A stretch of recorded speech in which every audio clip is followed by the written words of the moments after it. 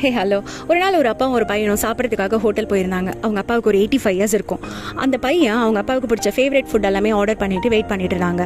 Food வந்த உடனே அவங்க அப்பா எடுத்து சாப்பிட ஆரம்பிச்சாங்க. அவங்க அப்பாவால் சரியாக சாப்பிட முடியாமல் அந்த ஃபுட் எல்லாமே அவரோட ட்ரெஸ்லலாம் சிந்திட்டு சாப்பிட்டு இருந்தார்.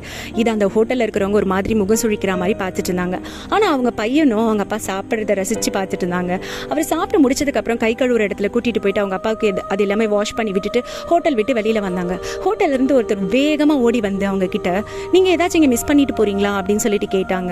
அவங்க 2 பேரும் இல்லையே அப்படின்னு சொல்லிட்டு சொன்னாங்க. அதுக்கு அவர் சொன்னார், இங்கே இருக்கிற எல்லாருக்குமே நீங்கள் ஒரு பாடத்தை கற்பித்துட்டு போகிறீங்க அப்படின்னு சொல்லிட்டு.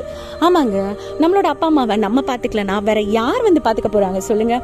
வேதத்தில் சொல்லப்பட்டுள்ளது, உன் தேவனாகிய கர்த்தர் உனக்கு கொடுக்கிற தேசத்திலே உன் நாட்கள் நீடித்திருப்பதற்கும் நீ நன்றாக இருப்பதற்கும் உன் தேவனாகிய கர்த்தர் உனக்கு கட்டளையிட்டபடியே உன் தகப்பனையும் உன் தாயையும் கனம் பண்ணுவாயாகன்னு சொல்லிட்டு உபாகமம் 5ஆம் அதிகாரம் 16வது வசனத்தில் இப்படியாய் சொல்லப்பட்டுள்ளது.